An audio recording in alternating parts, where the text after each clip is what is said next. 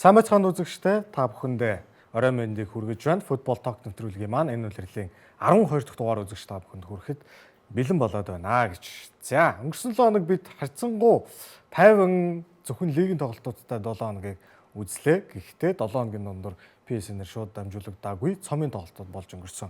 Эдгээр тоглолтууд ямар үр дүнгээр яаж өндөрлөө гэдгийг ярилцахаар бид дөрөв цугласан бүгд орой мэндийг хүргье. За, орой мэндийг. За, ямар ойрд юм минь даваагүй их гоё их. За, Премьер лиг өнгөрсөн 7 хоног сая амралтын өдрүүдээр болж өндөрлсөн. За, эдгээр Премьер лигийн 10 тоглолтоос бид онцлог 3 тоглолтыг сонгож эхний хэсгээрээ ярихаар шийдсэн байгаа. Эхлээд Бurnley-гийн Turf Moor зэнгэлт хүрээлэнд зочлё. За, Арсенал бүх тэмцээнд сүүлийн 6 тоглолтод гол алдаагүй ирсэн. 6 тэрнээс ч гэж бодоод шүү. Хамгийн сүүлд нэг юу ийсэн? Ньюкасл тоглосон тоглолтор гол алдсан байсан. Тэр Ньюкасл Сити хоёр л бараг хийсэн байсан. Ливерпул гэсэн. Энэ гурав л байсан шүү. За, хожихын өөрөөсөө гол хийхин хувьд хийдэг болоод хожихын хувьд хождог болоо ямар нэгэн байдлаар хамгийн бүр аюултай асуудал нь өөрөөсөө гол алдхаа болчиход байна. Тий. Энэ утга учиргүй болоо хийхгүй байгаа юм. Оо, яг төгс тоглоод байгаа байхгүй. 2008 оны Манчестер Юнайтед шиг юм шиг тий. Сүүл одоо Манчестер Сити нэг сүүлийн хэдэн жил Ситид гол хийнэ гэдэг бол маш төвтэй асуудал гэсэн шүү дээ. Там байсан шүү дээ Ситид гол хийнэ гэдэг бол. Тий. За ингээд тоглолтын эхний үеийн 30 минут Райс хэлдэг болсон. Энэ сөрөг тоглолтоо хийсэн. Тэгээд Йокеришин дамжуулалт шууд жигүүрээс хилгээд нөгөө талаас Тросар түрүү өгөөд тэгээд тэгэхээр Райс дууссан гэж. За, Burnley эхний үед бараг зөхөөгөө 2 дугаар үед бол бас давгүй үтсэн. Хэд хэдэн боломжууд гаргасан. За, ингээд тоглолтын бүр төгсгөл 90 минут ажиллах юм байсан. За, тэгээд тоглолтын өмнө Scott Parker Микел Артетагийн хийсэн гэдэг ажлыг аюул үнэлсэн тийм ажил өгсөн байсан л та. Тийм тэгээд энэ одоо нөгөө нэг зарим одоо юуныхаа хэвлэлийнхэн бол одоо Stoke City-гийн одоо Тони Пулис тасгалжуулагчтай ч одоо харьцуулж яах шиг тий. Бас Stoke City-тэй харьцуулсан ч юм уу тийм нүүд Артетаг уу? Тийм одоо харьцуултууд дээр гаргаад нэг жоохон одоо юунууд явсан. Хамгаалсан. Тий. Тэгээд яг тоглолтын өмнө хэвлэн баг орлоор Scott Parker хэлсэн л дээ. Яг энэ хэвлийнхний бичээд байгаа шиг бол биш ээ. Зарим одоо аналистуудын дүгнж байгаа шиг бол биш ээ. Яг ингээд зүгээр ингээд тоглолтыг харах юм бол нэг нээлттэй тоглолтоос бий болгож байгаа боломжууд тэгээд тоглолтоос одоо товтлогоноос хамгаалт руу шилжиж байгаа, хамгаалтаас товтлогоо руу шилжиж байгаа, бөмбөг эзэмшиж байгаа үеийн одоо тийм флуид буюу тийм ээ одоо тийм маш одоо түм одоо уран ийм тоглолт бол үзүүлсэн бол хэвэндээ бол байж байгаа. Тэгээд гоолууд нь бол хөлөнгөн хүмүүс ороод байгаа учраас хүмүүст ингэж харагдаад байж магадгүй юм аа. Тэгээд мөн дээрэс нь одоо хөлбөмбөг гэдэг бол бөмбөгтэй тоглох нэг өөр, бөмбөггүй тоглох дахиад нэг өөр ийм асуудал байдаг. Энэ хоёрыг хоёулынгийн сайн хийдэг багууд бол маш ховор байдаг. Тэгээд энэ хоёр зүйлийг хоёулынгийн маш сайн хийгээд байгаа учраас одоо ингэж хэвлэлийнхний ч юм уу тийм ингээд бас сэдв зүгээр болчиход байгаа юм биш үү дээ гэсэн утгатай ярьцлага бол Scott Parker өгсөн байсан л да. Тэгээд энэ тоглолтын дээр бол яг саяны хэлсэн бүхэл зүйлүүд л харагц. Одоо нээлттэй тоглолтоос боломж гаргаж байлаа, хамгаалтанд ч нэгт байлаа, хөдөлгөөн бөвнө өөрчлөлт аюулууд ингээд гарч байлаа гэдэг ч юм уу тий. Энэ хин Йокерис гэмтсэн үгүй юу? За, яг сүүлийн мэдээллүүд нь гэхдээ тодорхой гараагүй байх шиг байсан. Гэтэ яг нэг юу одоо атаархагчд гэх юм уу тий. Эсрэг Арсеналыг одоо тэргүүлээ явж байгаад нь одоо тийм таатай биш байгаа хүмүүс шүү дээ тий. Тэр хүмүүсүүд тэгж харуул харгал юм байна тий. Нэрээ одоо цөөхөн гол орж байгаа юу орж байгаа. Хөдөлгөөнгүй бөмбөгнөөс орж байгаа юу орж байгаа. Хамгаалт нь маш нэгт өөрснөө гол алдахгүй байгаа гэхээр яг Тони Пулсийн Stoke City гэж одоо хинэн ч юм нэг хар хилаамтай гаргаж ирээд тийм одоо дургуун хүмүүс бол тэгж хэлэхээр л юм байна тий. Юун дээр гэтээ өөр л дөө тэргүүлээ явж байгаа. Stoke City чи яг тийм юм тийм тоглолтоо үзүүлээд дундуур явж байгаа байсан шүү дээ. Тий. Burnley түрүү үлрэл Championship-т байж байгаа. Тэрний өмнөх үлрэл Premier League-т байсан. Унчаад буцаад гарч ирж байгаа.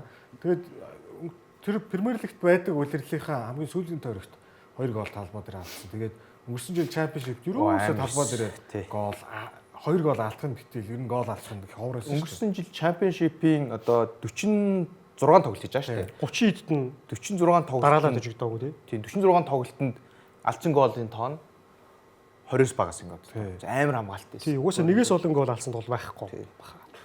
Тэгээд адилхан оноод ойролцоо дууссан Лидс нь болохоор айгүй их гол оруулдаг, гол алддаг. Тэгсэн хэрний хожоод байдаг. Тэр нөгөө Йокерисийг сонирхоод идэг нь энэ үлрэлт яг Йокерис одоо Премьер Лигт нэг 3 голтой л байна да тий.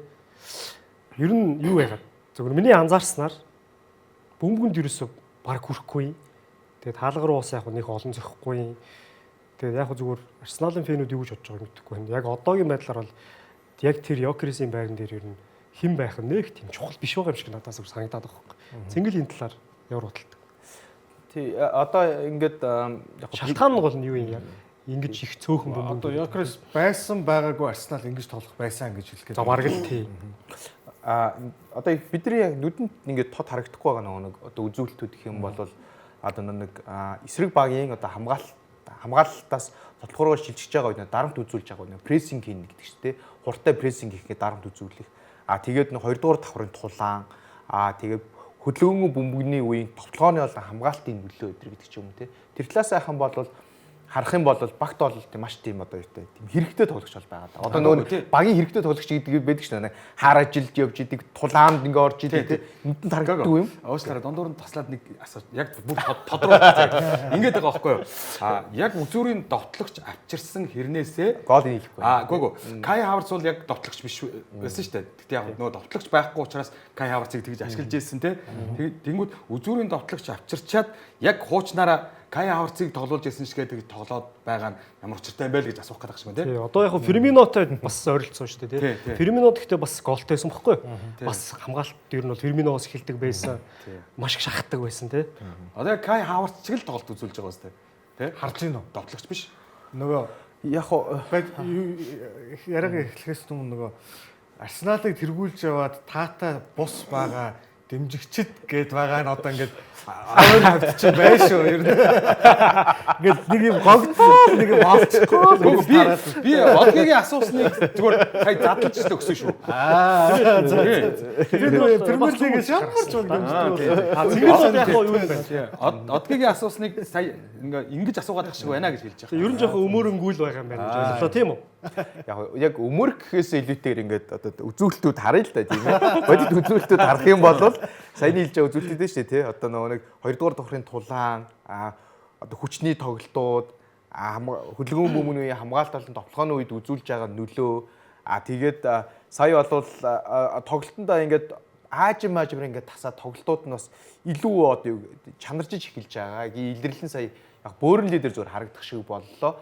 Одоо 2 голын эхлэл бол тэр баруун захаас сөрөг тоглолтоо эхлүүлээд жигүүрээс олсон дамжуулалт яваад тэгээд гол орж авах жишээний мөн Сакадаас 2 ч одоо тийм гол оруулах боломж үүсгэж өгсөн гэдэг ч юм уу те.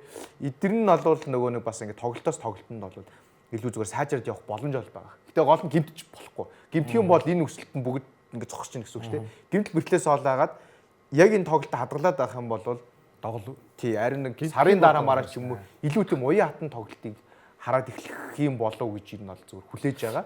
Арсеналын формыг хэдүүлээ харцгаая. Сүүлийн тоглолтууд ямар үзүүлэлтүүд байна вэ гэхээр одоо энэ чи хэд юм бэ? 7 тоглолт дараалал гол алдсан. Харин тий ямар ч тэлцээнд.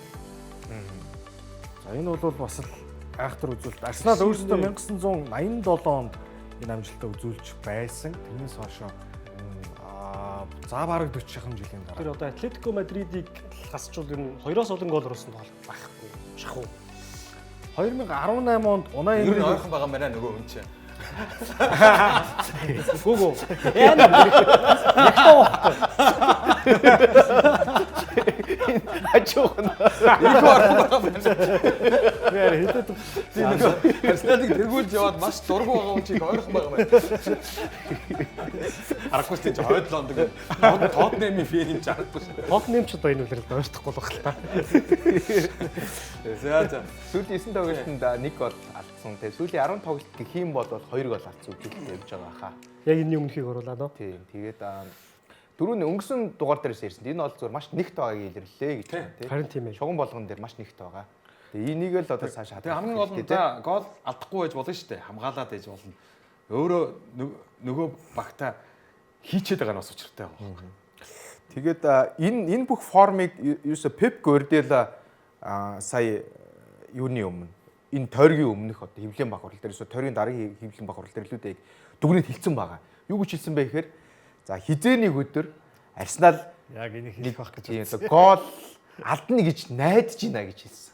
Энэ бол ингээд яг энэ формыг бол ингээд бүтэн дүгнэлт хэлчихэж байгаа л Та энэ ганц дүгнэлтээр үгээр яг ямар бодолтой вэ? хизээний өдөр гол алдна. Санд нэгтэй юм уу? Санал нэгтэй. Гэтэ хизээ вэ гэдэг энэ мэдэхгүй байна. Пеп эсвэл жоохон цаасан малгай өмсгсөн байж болох уу? Болно шүү дээ. Одоо чи нөгөө нэг сэтгэл зүйн тоглолтод явж байгаа шүү дээ. Мэдээж тийм ээ. Тэгээ одоо бол зүгээр шууд ярьж болно шүү. Илэрсэн шүү. За. Нуу чалсан байхгүй. Сая 10 дугаар сард 6 тоглоод зургууланд нь гол алдалгүйгээр бүгд нь хожсон.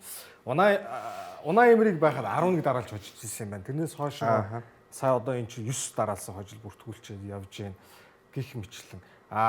Энэ үлрэл Премьер лигийн бүх тоглолтуудыг тооцоолоос бодолцож статистикийг ингээ харах юм бол эсрэг бага хаалга онуулаагүй тохиолдол 5 багагийн 3 нь Арсенал дээр бүртгэлтэй. Саяны тоглолтод Бөөрнлийг Арсеналын хаалга Нийтдээ 5 баг уу тий? Тий 5 тоглолт юм. Тэгээ сүүлийн 4 тоглолтод ердөө нэг л да эсрэг баг нь хаалга онсон цохилт хийсэн гэдэг юм үзүүлэлт бол яваад байгаа. Тэгэхээр за юу Яг юм алгаа. Тэгвэл бөө хаалга онсон тоглолтын таймыг хамтдаа үзсгэе. Энэ бол Nottingham Manchester United. Манчестер нүдэлцсэн. Шон Дайчиг Nottingham Forest ч бас Өвлтийн байна шүү. Тэгээ Шон Дайч чинь одоо бас яг одоо тэр нөгөө ер нь тооны пульсийн арга барилаар тоглоод байна гээд Премьер лигээс явж жисэн хүн шүү дээ. Тэгээ одоо буцаад аврагч болоод хүрээд ирсэн чинь баг нь одоо тоглоод ах юм. Харин тийм. Каземиро. Гэтэ нөгөө нэг яг нөгөө нэг хиний Постекоглугийн амт ашиглаж исэн бүрэлдэхүүнээр хамгаалдаг байгаад мөн довтлдог болчиход тий. байгаад ийм тоглолтоор нь үзүүлж чадлаа гайхмаар. Өөр ер нь шүт чих гэдсэн шүү. Тийм тийм. Эхний үед дээр бол нэлээд үтсэн шүү. Тэгээ эн чинь нөгөө Европын тэмцээнд тоглож байгаа Nottingham чинь тэгээд нөгөө хожилгүй байсан зурлын зогсоогоод хожил авцсан. Портог очсон баг шүү. Портог очсон. Тэгсэн байсан. Чанга огш шүү дээ. Тийм. Тэг ингээ 2-1-ээр тэргүүлээд эхэлсэн. 47-50 минутанд 2 гол хийсэ. Тийм нэг минут тогтчин зайтай л гэж үзсэн. Маш хэцүү байж итл харин одоо энэ Амадын нэг Оо 80 минутанд орж байгаа маа. болоо зогч байгаа тий. Бараг шугам дээрээс. Хөнхөө явуулчих واخ тий. Гой гойц. Түс. Хаалгач бол бараг харж чадаагүй юм Тэгээ дөө. яг энэ чинээс юу гэж харагдаж байгааг гэхээр Manchester United, Tottenham бишээ Nottingham Forest гээд энэ хоёр баг бол сарын өмнө бол одоо хамгийн одоо бүтлгүй байсан хоёр баг шүү дээ. Энэ нь бол тий. Сарын өмнө ч байх баг 14 хоногийн өмнө тий. Тэгээд одоо хоёулаа буцаад яг нэг тэр нэг чоошноосоо гараад нэг сэтгэл зүгээ нэг өргөөд яг одоо нэг тоглолтоо олж байгаа л хоёр баг байхгүй. Одоо Nottingham Шон Дайчиг бол яагаад чалахгүй бах тий. Яагаад чалахгүй бах тий. Ер нь тэр Шон Дайчиг ер нь бол түр гэж авчирсан байгаа юм. Гэхдээ ямар улирал дуусах энэ улиралд гэж яахгүй. Тийм бахаа. Шон Дайч чинь өөрөө энэ улиралд өөргөө нэг тийм саяны Постекоглу шиг тэгж олон дараалал мараалж хожигдохгүй шүү дээ. Ажигээл нэг тийм ингээл яг нөгөө гурван үзүүлэлтийг дараалал аваад байна. Нэг хожил, нэг тэнцээ, нэг хожигдл гэл яваад. Тэгтээ ч Дайч 3 тоглолтоос 4 оноо гэл яваад. Тэр жил нэг бөөрөлөг 7-д оруулаад Европ лигт оруулсан тий. Яа тэр бөөрөлж стаас. Тэр бас сайн. Тэр чин Дайчи юу тий. Дайч байсан. Гэтэ гоцоо нэг тэгдээд байсан л да. Тий. Эсвэл 0-0. Касемирогийн тоглолтын дээр мөргөж гол оруулсан.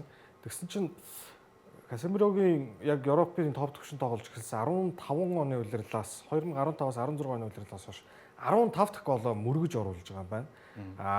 Энэ хооронд хагас хамгаалагч нар дотроос зөвхөн сонирхолж хэлж байгаа шүү. Сергей Милинкович Савич 17 голыг мөргөж хийсэн байт юм байна. Тэгээд Касемиро 15. Манай Лациод байсан уу? Лациод байсан. Серб. Сая Nottingham-ийн 2 гол бол хоорондоо 92 секундын зайтай 2 гол орсон.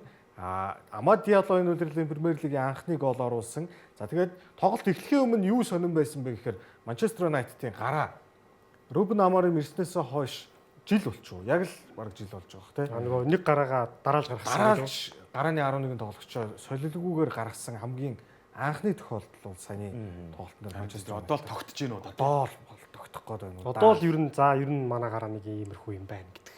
Энд дээр очиж чинь үү те. Тий, 1-р, 2-р, 3-р гараа гэдээ байгаа байлгүй тий. Ер нь 1-р гараа бол ер нь энэ л юм байна. United гэхдээ нэг зүгээр эерэг тал нь лигийн цомоос нэг эрт тасагдсан Grimsby гэдэг тэр чинь баг 4-р лиг лөө. Тэгээд Европын тэмцээн байхгүй ерөөсө 7 хоног нэг тоглоал явж байгаа. Тэгэхээр ерөөсө бэлт хугацаа их байна, ядралт бага байна. Тэр Grimsby Town бол яг нөгөө нэг олон бүтлгүүд ч явах үедээ хожигдсон шүү. Тийм. Нөгөө 9 сар дох шүү. Тэр чинь баг за ингээд амрын марыг тодорхойллоо болцсон шүү дээ. Тэр тоглолт. Тэр хожигдлын дараа тий. Нөгөө мордсон байх үедээ.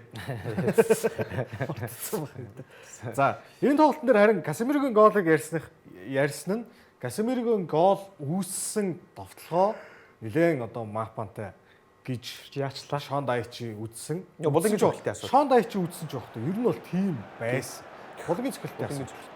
За ингээд мөргсөн тэн дээр хамгаалагч гүйж очиж чумнаас бөмбөгийг авсан. За гэхдээ шүүгч энэ дээр тоглолтыг зогсоод болон гэж үзсэн. За энэ дээр эргээд Гараагүй байгаад байгаа ч тийм тий. гараагүй. Нэг 10-аас 15% бол зугаас нь харагдаад шүү дээ. Тэгээд эндээс нь үүдээд шууд болгоны зөвхөлтөөс ирсэн. Касемиро өргөө баг. Энэ гэхдээ нэг гол лайн шиг технологи бол энэ нүүрний шугам дээр бол мэдхгүй Байхгүй. Гэхдээ ер нь астаа бол байх. Тийм үү? Астаа бол. Түрүүчийн тойрогт Борнмутын сэрэг дахиад бас ийм тохиолдол гараад булан дээр гараг вахт нь булан ий заагаад дүүрэн бишээ. Борнмут эндээс нь гол үзэг. Хоёр тойрог дараалаад ийм зүйлийн хохирогч бол Ноттингем болчихсон. Тэгээд яг хүмүүс энэ дээр нөгөө энийг шүүлтмүүлт одоо систем гэдээ ярьж илээ л дээ. Тэнгүүд одоо тэгээд ваар байгаад ваар бол энийг харахгүй. Хэрвээ нэгэн шүүгч талбай дээр шийдвэрээ гаргацсан бол булангаа хамгаалагчтай ямар ганцхан тоглолтын ганцхан юу биш те пенальт биш. Булангийн цохилтыг бол хамгаалах ёстой гэсэн яриануд бол энийг тэгтээ одоо нөгөө гарч байна лээ. хажуугийн шүүг бүр нөгөө талд байгаа шүү дээ. Бүр нөгөө талд. Тэгээ бүр нөгөө булангийн тэрийг бол харах хэцүү шүү дээ. Нөгөө талын харин гол нь хажуугийн шүүгч хэлсэн гэж байна лээ. Нүүрний шугамны шүүгч гэж байлгүй нэг. Тэр өмнө нэг бэдгчлэг тэр зөвхөн нөгөө нэг 16 харах үүрэгтэй. Тий, байсан тий. Тий, 16 харах үүрэгтэй юм шүүгч байдаг байсан. Одоо тэрийгэ болцсон. Пенальт цохоход байж идэг ус шүү дээ. Тий, одоо яг нөгөө нэг 16 дахь Ер нь юу болох нь ер нь бол тун удахгүй одоо юутай болох хоо тий. Гол лайн гэдэг шиг хардаг болчихно. Одоо яг нэг камера авчил тавьчихна үстэй. Талбай нөгөө Монголдөө нарийн даяараа тэглэхгүй байх тий. Гарснуугүй юу гэдгийг л харчаад болох байхгүй тий. За ийм болсон. За Манчестер Юнайтед ямар ч хожигдсонгүй ямар ч оноо авч чадсан. Нөгөө талд Ноттингем мөн оноо авч чадлаа. За тойргийн оргил тоглолт. Лондотод хойд Лондонд Тоттенхэм Челсиг талбай дээр болоо. За Челсиг ер нь барахгүй байгаа л да Тоттенхэм биш. их ховроожд шүү. Тоттенхэм тий. Юу байсан? Шийдвэр тоглохоор л хожигдчих. Бага бэлтцсэн байгаа. Аарч гэдэг нэг тийм байсан шүү. За энэ одоо Кайседо тий. Оо, мондөг. Үтээцэн тий. Тий, мондөг. Нөгөө ванд юм байхгүй. Яа тэр харалтаа Педро нэг. Яг вэ. Үнийг иймэрхүү юм бол байх шүү дээ. Тийм үстэй. Гэхдээ яг Кайседо хамгийн гол нь энэ чинь сүүлийн тасалтын үзүүлээд байна. Яг дарааллаад хоёр тасалж байгаа шүү өнөөс. Кайседо мондөг байна. Энэ тоглолтод Кайседо хэдэн байрал тогтсон? 2-3 байрал тогтсон шүү. Баруун цагаан хамгаалагч чигээд байх шиг, төвд тоглоодч байх шиг, үүлдээ Кайседо ороод байх шиг тий. Кайседог тусад бэлдсэн байгаа. Талбай Өөр юм ярьж байгаа. Харин мондөг байлаа Кайседо. Харин 30 олон байрал тогтсон. энэ тоглолтын дээр одоо Челсигийн довтлогоо бол маш олон боломж гаргасан шүү дээ. Ерөөс ганцыг хийсэн. Энэ харин сонь Тоттенхэм хамгаалтанд аягүй тийм хийт хийлээ. Уг нь аягүй нэг тоглоодсэн шүү дээ. Гэхдээ тэгээ хамгаалтанд хийтгээс гадна бүр довтлох учраас олохгүй байлээ. Тэгээ талбай дээр их муу байгаа сонио. Өнгөрсөн энэ 8 сараас хойш талбайд хожоогүй. 2 сар болцсон. Тэгсэрний айлын талбайд хамгийн их унаа авсан. Айлын талбайд хожоо. Ситэгээс өсвөлээд. За энэ ингээд бас яаж зүгээр ах вэ? Ширэн шүрөө тулсан тийм.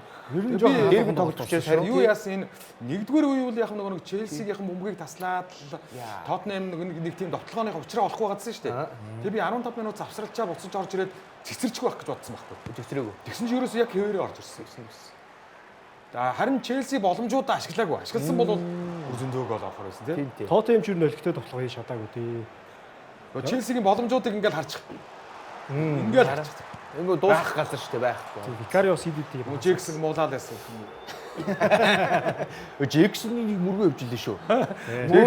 Жекс чи тэр цаана уу? Тий. Өө хизээ эзэн шиг мөрөгч гол хизээ явж илээ шүү тий. Тэгээд энэ тоглолтод бол Челси хамаагүй хөлөө тоглосон. Тэгээд олон боломж үүсгэсэн. Одоо тоглолтын дараах нөгөө нэг голын боломж байгаа шүү дээ. Expected goals. Тэр үзүүлэлтийг харсан ч гэсэн тоглолтын статистик гэсэн рүүгээ Тий expected goals нь Tottenham-их баг 1.1 ч билүү дээ. яг ярьсан дээрээ Тоттенхэм Челси энэ тоглолтын дээр үзүүлсэн. харин Тоглолтын статистик ийм эсэ. Яаж харин нэг гол орсон тий? Гэхдээ эсвэл Tottenham төгсгөлд яг ингэдэг штэ ийм үзүүлэлттэй байж байгаа төгсгөлд нэг ганц ичгээд тэнцвэрчдэг штэ. Мөрөгчээрээ дөө. Тэгвэл тэгэл бүр Челсид аяйгүй харамсалтай болох. Нэрэ Челси тэр Жо Педрон гол орог болвол нэрэ магадгүй 0-0 дуусч мэдэн шүү. Харин тэгэх гээд байгаа байхгүй. Тий. 8 одоо Викарио 8 халт хийсэн Тий. байна. Амар. Викарио байгаагүй бол дээр ч тусгаас. Тэр Жереми Гитенсийн тэр нэг бүр яагаад те баг хов болсон штэ. Хаалганы дээгүүр босдог.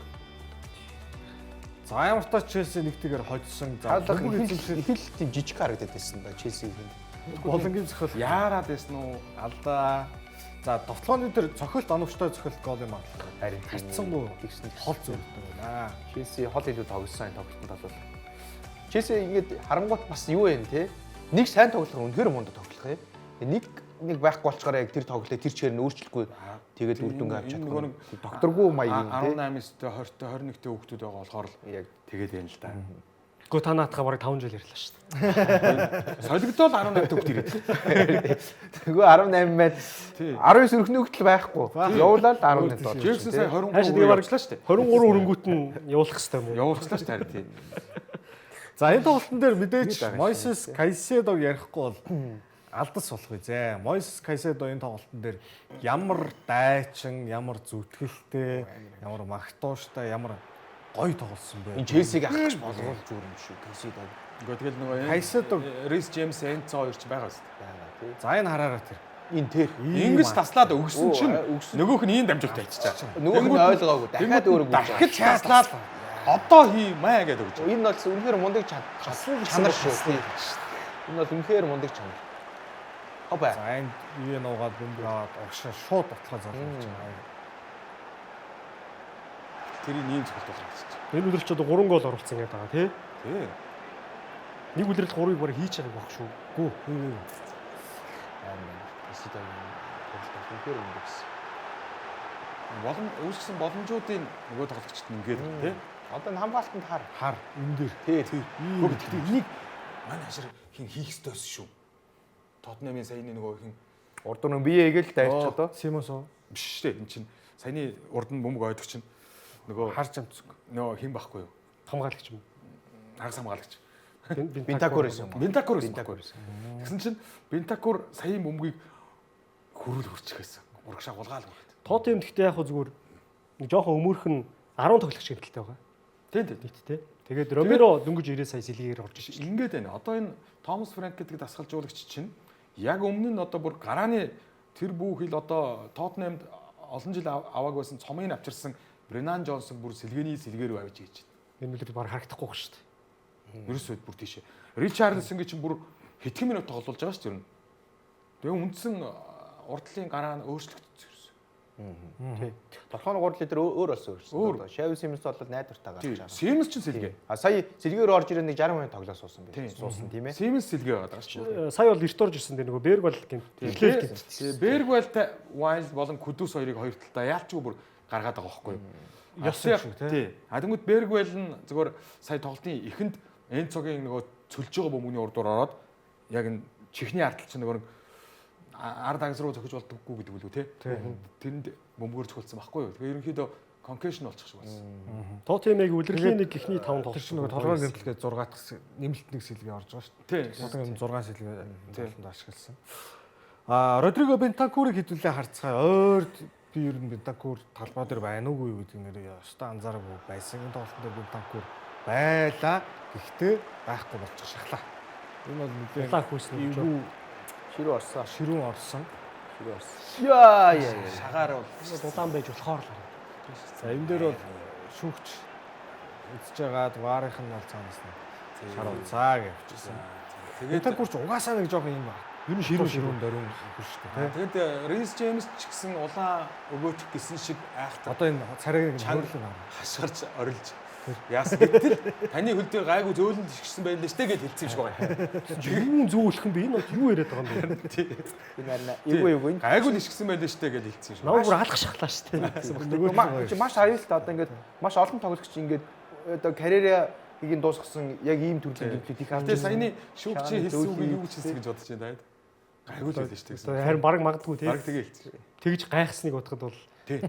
Үу гайгүй гинэ гэл. Зоо гэл тий. За Тоттенхэм Челси гэсэн энэ учраа хитрхи нэг тал руугаа гарчихсан учраа байдаг юм байна. Сүүлийн 18 тоглолтоос 16 хожоод 14 хожоод хожоод 3 тэнцээд Тоттенхэм өрдөө ганцхан хожсон нь 23 оны 2 сарын 26-ны өдөр 2 тэг харьцаад очсон. Тэрнээс бусдаар бол Челси өрөөсөө хожигдохгүй. энэ тэгээд Өөрөө хожигддаг чинь юу баларч явсан үе шүү дээ тий. Нөгөө бүр 10 дугаар 20 ордог үе. тий. 23 оны аврал. Урагшаа утас хөөх юм бол баг ойролцоо үзүүлэлт байгаа. Урагшаа утас хөөх юм бол Энэ яг өмнө 3 дараалал Тоттенхэм хожигдсан юм билээ. Тэгээд тэрнээс хойш тоглож байгаа. Тэрийг оруулаач дээ тэгвэл. Энэ гэхдээ Арсеналтай ч гэсэн ер нь сүүлийн үед бараатах байсан тий. Лондоны дерби. Тий одоо энэ Тоттенхэмийн үед ер нь Лондоны дерби гэдэг ойлголт юм байхгүй болчихлоо. Бараг топ 6-аас гарах гал байна. Энэ баг гарцсан. Араас ч нэг Астон Вилла, Ньюкасл энэ баг топ 6-аар ороод ирсэн шүү дээ. 5 дараалал хожлоо Челси. тий. Тэгээд энэ тоглолтын дараа нэг тийм онцгой үйл явдал болсон тий. Тоглогчдоос гаргаж болохгүй. Тасгалжуулагч байгаа хүндэтгээгүй. Одоо Ван де Вен, Спенс хоёр шууд ингээд тайлбар өгөлгүй шууд яг хаяад тоохгүй хаяа явчихсан. Тэгээд тэр тоглолтын дараас ингээд энэ бол бас тийм тохиромжгүй үйлдэлээ гэж бас олон хүмүүсүүд тийм бас юундас одоо хараанд бол өртсөн. Тэгээд тоглолтын дараах хэвлэн бок хурал дээр бол яг уу Томас Франк бол айгуу тийм юутай тийм одоо ухаалгүй шүү дээ Томас Франк тий. Тэгээд энд хэдгээр нөгөө хоёрт маань юу ч тохиолдсон байж болно. Магадгүй одоо эйжен загсан ч юм бол хим мэдлээ би тэрийг бол мэдэхгүй. Гэхдээ энийг бол тоглолтын дараа бол бид нар ингээд учрыг нь бол олчноо гэж хэлээд тун бодлгүй. Нөгөө хоёр Томас Франкос бол уучлалтаа одоо гуйсан юм байлээ. Спейс чинь нөгөө жигүүрийн хамгаалагч тий. Энэ тоглолтын турш бухимдаад байсан л та бүр. Багийнхаа Амандаа өглөө. Багийнхаа тоглолтод бүр нервтэй уурлаад тэр нөгөө одоо яасан ер нь л тоглож байгаа тоглолтын тэр хойноос харахаар л ерөөс болохгүй л байсан юм шиг байгаа юм. Нэг болох угаасаа тэгээд бүр ингээд нөгөө баг нийлт илүүрхэд ахаар бас яан л нэр хөдлөн нөгөө зооногоо давж өгөхгүй байсан л та тий нэг хэсэг бүр. Тэрнээс одоо бухимдсан юмнууд байсан юм. За ер нь бол бараг нарийн ярил хамгийн ачаалттай байсан хоёр нь гэсэн үг шүү дээ. Тий. Саяны тоглолтын дээр. Тэг бүр ингээд шууд бэлмэл гэж олуудаад гараа явж байгаа харагдана лээ. Тоттенхэмийн талбайд үзүүлж байгаа тоглолтыг хэдлээ. Нээлтийн тойрог шүү дээ. Бөрлөг эсрэг 3-ыг харьцаатай очсноос хойш ингээд 4 дараалаад шин зингэлдэхэд ирсэн фэнүүдээ нөгөө энэ хожигдсон 3 тоглолтоос бас яг 3 чанга байгаа нэ тий. Борнмут, Астон Вилла, Челси.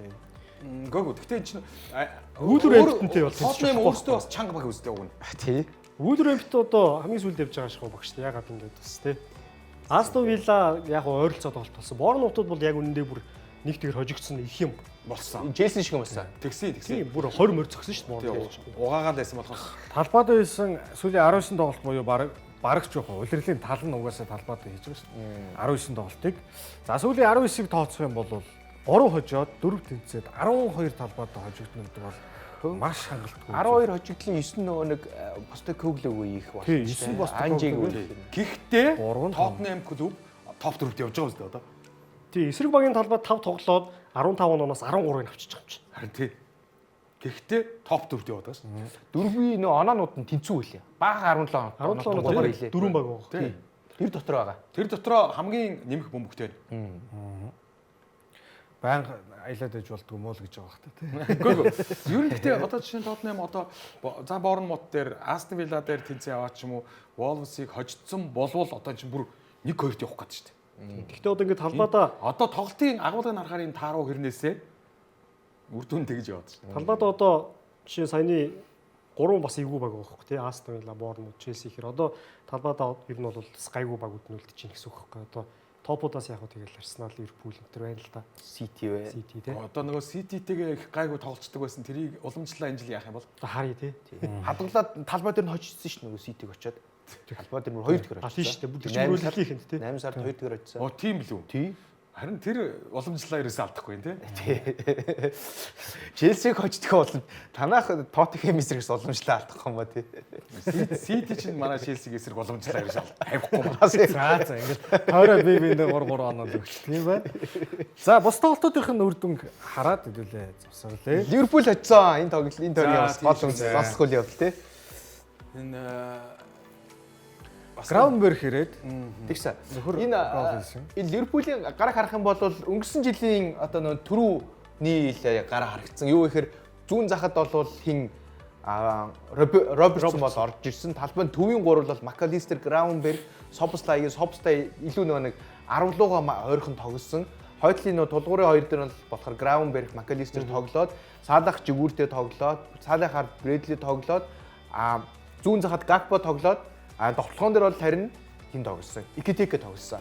Энэ бараг л ер нь өнгөрсөн үеэрлийн Тэр нөгөө Фримпонг Киркес хоёр ч нь болохгүй л байна гэсэн үг байна. Фримпонг, Киркес, за тэгээ Исаак, Вирц. За Исаак бол гэмтэлтэйсэн. Тэгээ Вирц бол энэ тоглолтод 10 минут тоглосон юм шүү. тий. Тэгээд Фримпонгийг бол бид нар бас яг тоочны нөгөө удаан хугацаанд хараагүй шүү дээ. Цаач бас нэг орж гараад байгаа шүү дээ тий. Тий орж авч. Киркес бол нэлээд хэдэн тоглолтын дээр ер нь бол нэг л биш юм биш үү л гэж л зүгээр яг зүгээр надад л тэг санагдчихсэн. Тэгээд бас та хэд бас тэг санагдсан юм байли тий. Гэхдээ энэ дээр бас тэр Эмилиано Мартинес бас яаж байгаа юм тий. Тэр гол бас манай сайр уу? Сайр. Тий, сайр чинь эхний голын алдаа гаргасан шүү дээ. Шууд өгсөн. Тэгсэн тий.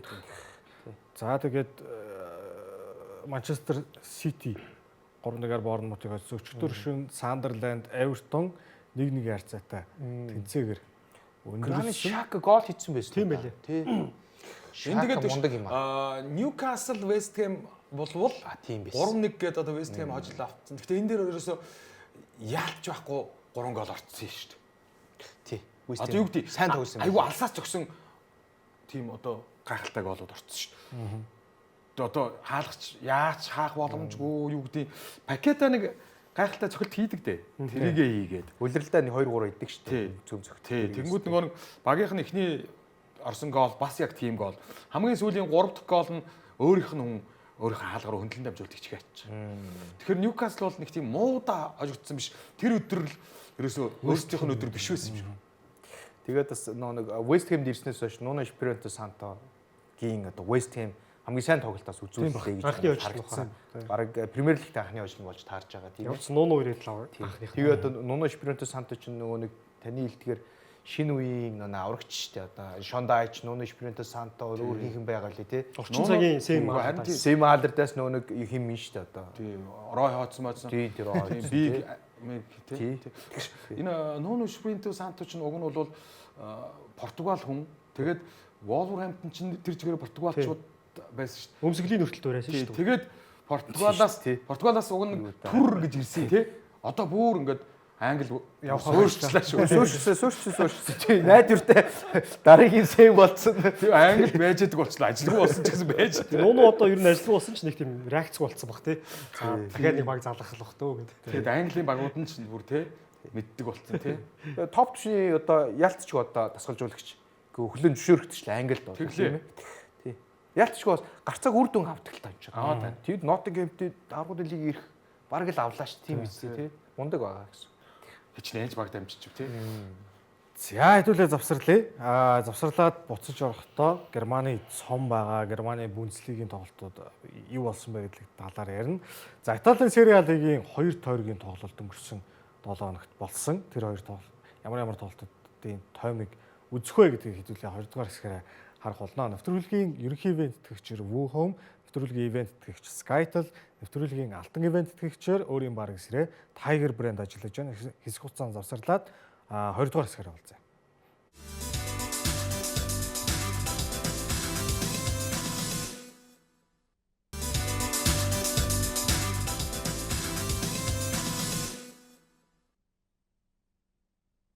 Нэвтрүүлгийн маань 2 дугаар хэсэг эхэлж байна. За 2 дугаар хэсгийн эхэнд шууд өнгөрсөн 7 хоногийн ажлын өдрүүдээр болсон Германы цомын тоглолтуудаас онцлог нэг тоглолтын тоймыг хэдүүлээ харъя. Энэ бол Франкфурт Дортмундын тоглолт байгаа. Deutsche Bank таарчлаа тий. тий харьяас таарч. Таарчлаа. Аль нь л одоо тийшээ хоёр. Энд уг нь хоёрдугаар шатлалстай баг. Тийм энэ хоёр маань тэгээд нөгөө нэг нэртэй бол нэртэй зүстэй бол зүстэй хоёр баг шүү дээ. Тий. Тэгээд хоёулаа энэ жил Байернд одоо очиод хоёулаа алгадуулаа гараад ирсэн. Тэгээд энэ жил бол Байернтай бол энэ тэнцүү одоо хэрүүл маргаан хийх хэмжээнд бол байхгүй юм байна гэдгээ өөрсдөө ч ухамсарлаад ойлгоод гараад ирсэн. Тэгстэй. Тэгээд одоо хоорондоо. Өстой гоё ийсэн. Анскар Амар мармуш шиг л харагдж илийн наф. Тий. Мармуш л ингэж хийдэг байсан. Даа гэж харагдаж. Гоё хөсөө. Наав чинь энэ наа зүүн жигүүр дээр гарч байгаа тийм. Энэ чинь wing back дээр гарч байгаа тийм доон. Хэцүү доо маруу доо Wing back дээр. Эднийх чинь 3 хамгаалагчтай тоглоод байгаа шүү. Тэр. Яс. Гоё зөгч байгаа шүү. театр гэж. Бэлэг. Тэ. За ингээд. Бүгдийг нь өнгөрөөд хүний гоё өгж байгаамаа. Гэхдээ Энэ Брантийн энэ гүйлтүүд ингэж гол болоод байгаа юм. Одоо Байерн дээрс ингэж хийсэн шүү дээ энэ төс тэ. тэр цаанаас уу. Тэгснээс мэдрэмж тэ. Мэдрэмж. Брант өөрөө ч юм дамжуулдаг байдаг. Ер нь Брант том баг руу очихоор ч юм байлээ тийм. Гэхдээ ер нь том баг үстэй Дортмунд ч өөр. Том бэлэг байх тий. За энэ дэр гол орсон боловч ингэж үү. За юу болов? Тоглолт. За тэгээ үндсэн цаг 1-1-ээр тэнцээд торгуулийн цохилтоор ялагчийг шийдсэн. Нэмэтчаа. Нэмэч тий. Хин гинэ сайн ярина. Нэмэтчаа. Феликс. Войсбургт болов уу, Вертст болов уу? Войсбургтс ах トゥ ирж хоёлаа Войсбургт гэж. Швейцар юм хоёр сайн хаалгачтай байх гэж тий. Кобл Зомер гэдэг. Тий. Кобл Зомер. Тэгээ Зомер бол нас нь нэлээ юу үстэй одоо. Явж 5 6 36 болчих жоох. Явж тий. Тэгсний гараал. За Шайби торгуулийн цохилтоо алдсаар Боруссия Дортмунд торгуулийн цохилтод 4-ээр ярцсантай хожиж дараагийн шатанд бол шалгарч үлдсэн. Энэ тоглолтын дээр Григор Кобл нийтдээ 6 хаалт. Уул нь бол Франкфуртын довтлохоо л их сайн байсан юм байна. Тэгтэл нөгөө талд нь бол Кобл бол маш сайн хаалтуудыг гүйцэтгснээрээс нь торгуулийн цохилт хаалсан. Рицу Дон алдсан юм байна шүү дээ Франкфуртаас. Фарес Шайби 2. За нөгөө талаас Дортмундаас бол хүн алдаагүй. Байж байна. Байж дараагийн шатанд бол шалгарч чадлаа. За энэ хоёр баг хоорондоо ер нь бол Германы цомын түүхэнд 4 удаа таарч тоглосон байдаг. 21-р зуун гарснаас хойш 4 удаа таарсан. Дөрүүлэнд нь Дортмунд хожоод дараагийн шалгарсан. Франкфурт хожиж чадаагүй байт юм байна. Ингээд шүгийн 16-ад шалгарцгаасан багуудын оноолтыг хэдүүлээ харъя. Сая бол шүгийн 32 байжээ. За Бохум маань Штутгартын ийг талбай таа юм уу те. За тэгээ Гладбах, Сан Паули хоёр чинь саяхан тоглолт сая өнгөрсөн дөрөв тоглоо өстэй тий. Тэгээ Сан Паулигийн талбай дээр Гладбахын 4-р хоччихдгийг сони болсон. За Дортмунд дахиад одоо топ багтай тий. Ливерпулсэн тий. Хамбург, Холштайн. За Лайпциг гээд одоо хиний ардаас 2-т орох магадaltaй Байерны ардаас явж байгаа ганц баг юм уу та. Тий энэ жил гайгүй байгаа нь Магде бүрэг. Гэхдээ өнгөрсөн жил чинь нөгөө Армения Билефилд сюрприз зорж финалцсан тийм. Штутгарттай финалцсан. За энэ жил харин гайгүй том баг бол үлджээ. Доороос 6 баг баг шүү гэн би тоолсон чинь. Дортмунд ямар суглаа ямар энэ үлдээ татчих хожоод байна гарсан тийм. Ливерпулс ингээд Union Berlin бас энэ Kaiserslautern энэ Holstein гэдэг ер нь бол Бундслиг дандаа гарч ирсэн багууд. Дармштадт бүгдээрээ Дандаа тийм багууд. Энэ Магдебургээс бусд нь сүүлийн за нэг 5 жил доод бүгдээрээ Бундслиг байсан багууд харагдсан. Тэгээ Магдебург ч бас сонсогдоод байдаг баг. Бүр урагшаал байсан л та. За ийм багууд бол шүгийн 16 шалгараад үлдсэн. 12 сарын эхээр шүгийн 16-гийн тоглолтууд нь явагдаад за тэгээд 5 сарын сүүлээр нэг финал нь болдог байх шүү. Ер нь бол лигийн дуусны дараа болсон баха. Өнгөрсөн жил саяны өнгөрдөг үлрэлтийг санагдаж байна. За харин үндсэн лиг рүү орцгоё. Германы Бундслиг Байерн Мюнхен талбайда Ливерпулсэнтэй. Оо ярих юм баг Сэлгээр аваа хичлээ шүү дээ. Хари Кейн яасан тийм ээ. Мэдсэнгүү. Энэ тоглолтын дээр амраасан байх шиг байсан. Зүгээр шууд Харин би юм бол хараагүй. Хайнц амар дамжуулт. Энэ баг талан сэлгээ орж ирсэн шүү дээ. Аа. Энэ Paris Saint-Germain-тэй энэ тоглолт тоглох гээд одоо Ливерпул Үнэхээр мундаг үлээ. Яг багийн одоо нэг 19 ол гарсан. Энэ Том Бишофын дамжуултыг хартаа ингэж өгч байгаа шүү. Пүү. Тойруулаа зүүлөрөө. Гэхдээ энэ Ливеркузен дээр амраад мамраагаад Ливерпул дээр гарааны 4-5 тоглож амраасан тий. За ингээ Лаймер талбай 4 өгсөн. Жексон. тэгээд хийж Байерныхын Ливеркузен дээр тоглогчдынхоо гарааны тоглогчдын 5-6-ыг амрааж ийн гэдэг чинь Ливеркузенийхэн зүгээр өөрснийгөө аль хэмжээнд явааг л ойлгож хэрэгтэй. Тий. Энэ бол нэг ёсондоо Ливерпулсний хувьд бол доромжлол үстэй. Тийм шүү дээ. Тэгээд яг хоо дээрэс нь Байерн өөрөө ямар хүчтэй вэ гэдгийг харуулж байгаа юм шүү. Тий. Тэгээд та нар яаж ийна бид нар дээр ингэж гаргаж ирээдгээ тэрийг хожиж болно доо. Гэсэн чинь эхний үед л 3 хийчих юм чи. Гэтэ Жексон энэ чи отон болцсон. Отон болцсон тий. Бүр илтит отон байдаг ус. Бүтэн биеэрээ гараад ирсэн манай. Үгүй гэдэг байгаас таа. Байерн хурууг нь үгүй шүү гэж байгаас. Энэ тоглолтын дээр ялангуяа энэ Том Бишоф, Лаймер хоёр бол асар үүрэгтэй тоглож илээ. За тэгээд Лаймерийн чинь дамжуулт зэрэг Лаймер чинь төгсөрж ийлээ шүү. үгүй харин хизээ юм болчих юм гэмэргүй. Үнэхээр мундаа тоглож илээ. За ингээд Гэрэрүүгийн дамжуулт автгол болсон. За нөгөө кар алчаа. Оо харин хизээ зэн юм шиг тоглож байгаа. Ингээд хийчүүдээ гэсэн яраагүй. Би хаалгатай ойрхон өнгөрсөн. За энэ дунд хиний Жексон гадуур нь мөрөгдөг орч ирсэнгүй те. Манай хүн нөгөө нэг угаадаараас угааж л хэлээ. Угааж илээ угааж. Тий. Яг түрүүний мөрөгдөг шиг мөрөгцсөн бол дөрөвтөг болох газар сайн гадуур нь явчих л хэлээ. Хоёрт нэг гэдгийг хадгалж л хэлээ тий. Сурсан юм гэж бас байлгүй яах вэ? сурсан юм гэж байдаг юм байна. Тий. За ингээд нөгөө том тоглолт, топ тоглолт болох нь үгтэл. Оо тий. Одоо ингээд нөгөө өнгөрсөн тойрогт бид нар Байерны хоёрыг харсан шүү дээ. За ингээд 11-2 дараалал хожичлоо. За ингээд Ливеркузенийг тэгэлдэх юм да гэсэн болсонгүй. Одоо ингээд Бундеслигийн тойрогуудыг харах юм бол 11 сарын сүүлд юутэй тоглож исэн бэлээ тэ нэг арай нэг ойрхон тоглож магадгүй гэсэн шүү дээ. Тэрний наан бол бүр ингээд яг нөгөө Аугсбург хожигдж явж байгаа нэхэж 3 хийж айлгадаг. Тэр л үстэй ер нь хамгийн гайгүй. 3 тэг байж байгаа 3-2 болгодог. 3-2 болгодог. Тэгээд 3 тэгэж байгаа 3-2. 3 гэж тэгээд 4-3 тэгээд цагийн дуусч 4-3 хийж Тий. их л тэр л ер нь жоохон сандрсан юм уу та. Тэгээ одоо Бундеслигээс хүн Байернтэй үзэх баг олдохгүй Штутгарт чинь сүүлийн 5 тоглолт ганцхан тэнцээтэй тунд ажгүй явж байгаа. Гэхдээ яг Байернтэй 5 дараалж очичод сая Лайпциг тагсуулсан. тий. Тэгээд Лайпциг чинь бас тийм амжилттай явж байгаа. тэгсэн тийм бэл. Лайпциг сайн байна.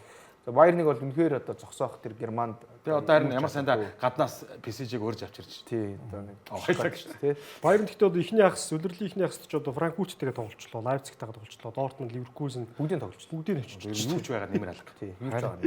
Ганц Штутгарт тэгэлдэл. Арай ойрхон үзүүл магадгүй нөө. Найдвар Одоо эхний 17 он тойрогт 17 хожуул хожчихоор л харагдчих.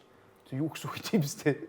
51 он 51-ээс 51 гээд өнгөрсөн үйлдвэрлэл нь PSV Eindhoven нэг баахан дараалж очсон шүү дээ.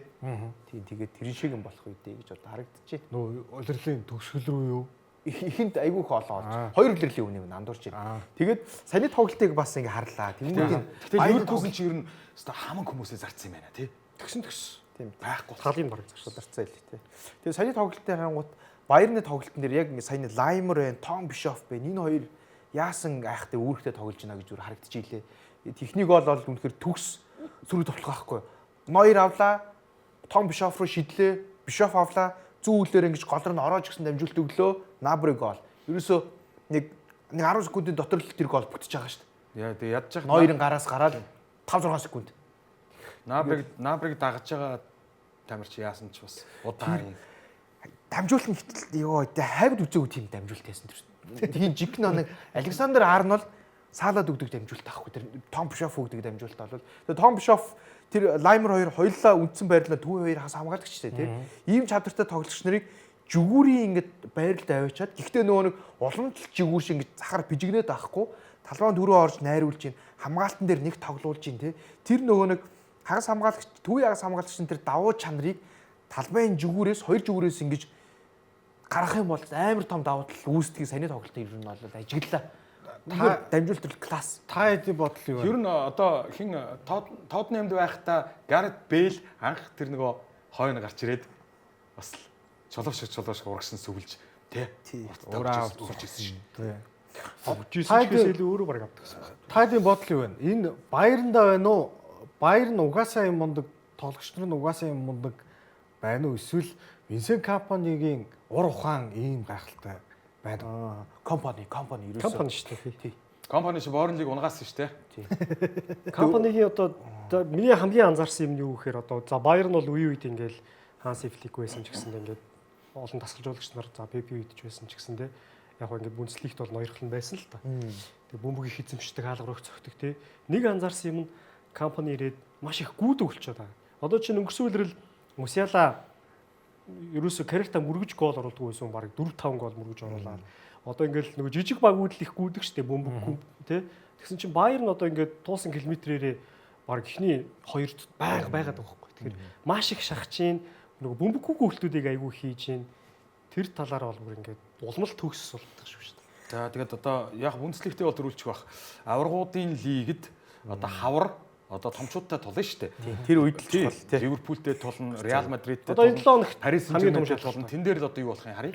Арсенал Баерн 2 11 сард Арсеналтай тоглох байсан ч бас. Зүгээр нөгөө одоо хэсгийн шатн дээр лигийн шатн дээр нөгөө нэг Арсеналтай тоглох хоёртой хэлээ Баер. Тэр бол амар юм болно. Өөрчлөсөн финал. уг нь энэ 7 хоног байсан. Тэр ихтэй Челси бол тулаад үдцсэн шүү дээ. Барахгүй байлээ.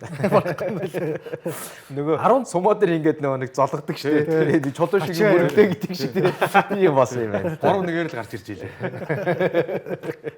Бас нэгтэй. Баер нь 15 дараалалд хоцсон. 1965 оноос хойш одоо нөгөө нэг улирал гиснээс хойш ингээд хожлол ингээд аимшигтай боллоо. Сүүлд нөгөө ковидын үеэр 2020 онд Ханси Фликийн удирдлагын дор байхдаа 23 тоглолт дараалаад хожиж исэн рекорд одоо тэрний араас явж байгаа гэсэн үг. Тэгэхээр ердөө нэг хэдэн тоглолт юм бэ? Ердөөч бас биш юм байна. 8 тоглолт. 8 тоглолт шүү. Сая харин та бич мэдээгүй байлаа. Энэ бол нэг Европын топ 5 лигийн түүхэнд маш ховор нэгэн амжилт тасарчлаа. Ливеркузен рекорд.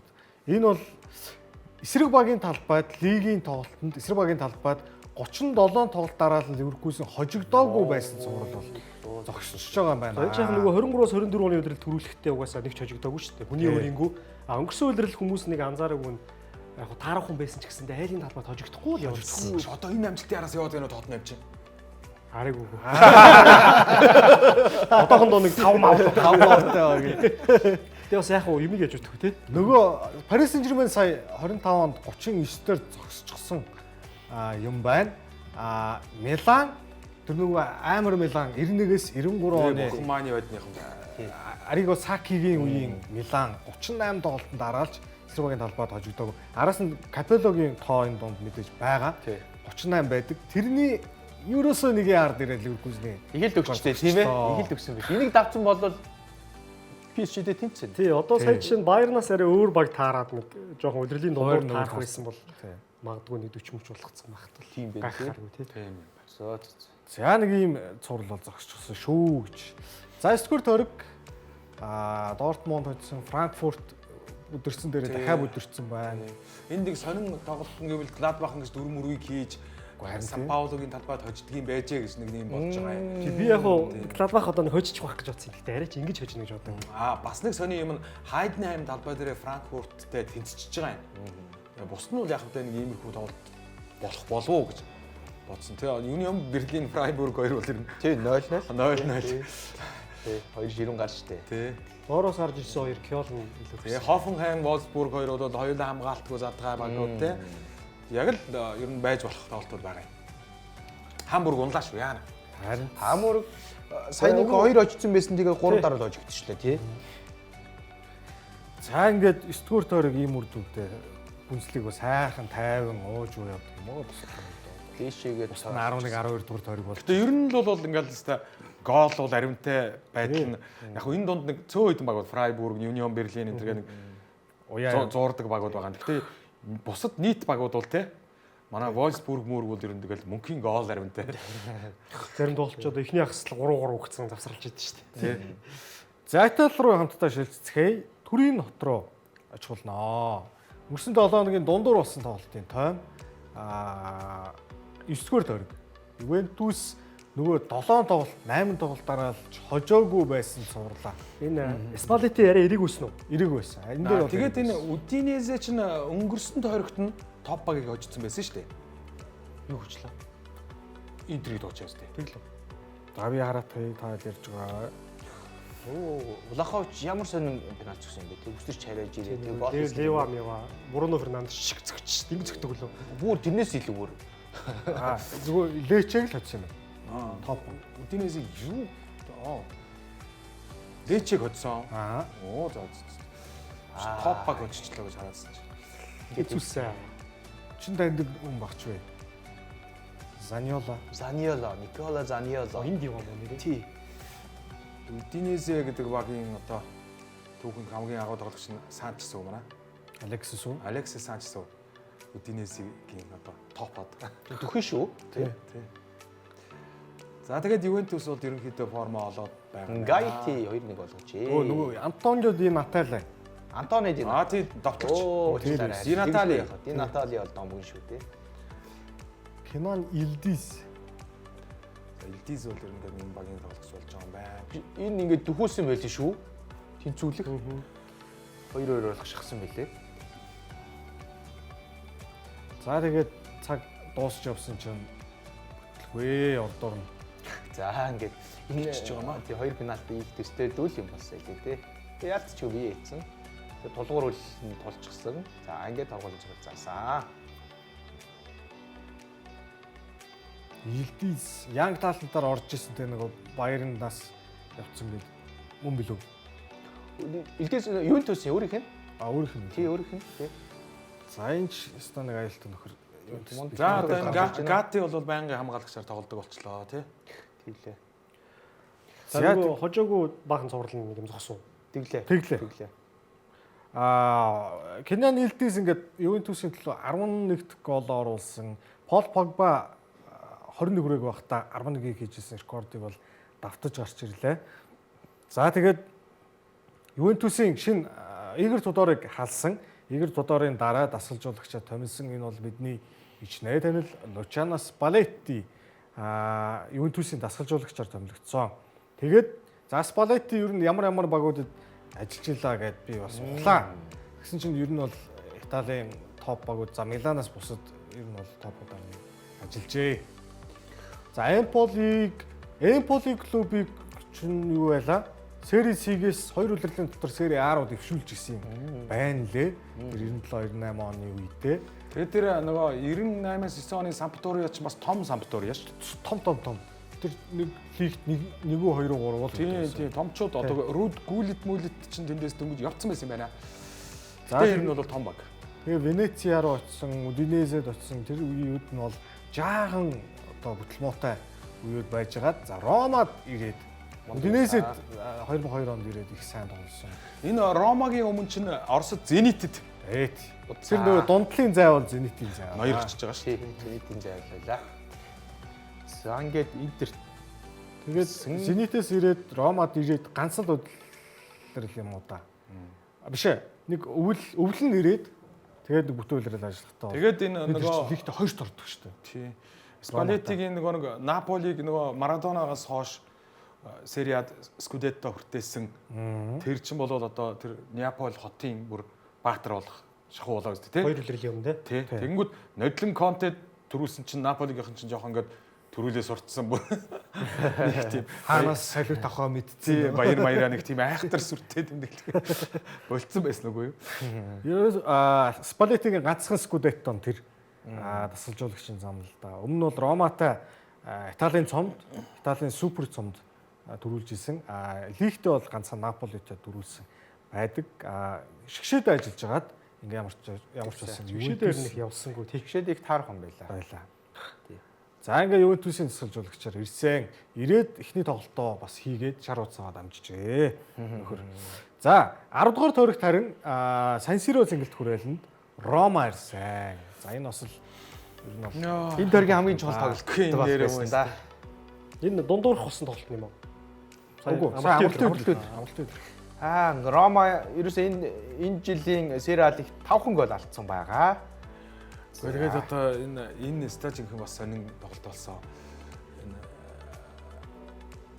Энэ бол гой сөрөг тоглолт. Манай нөгөө Ляо ч зүтгэсээр нь байгаад ингэчихэж байгаа юм. Явч үлрэрлийнхэнд нэг нэлээд тоглолт өмчсөн баг шүү тий.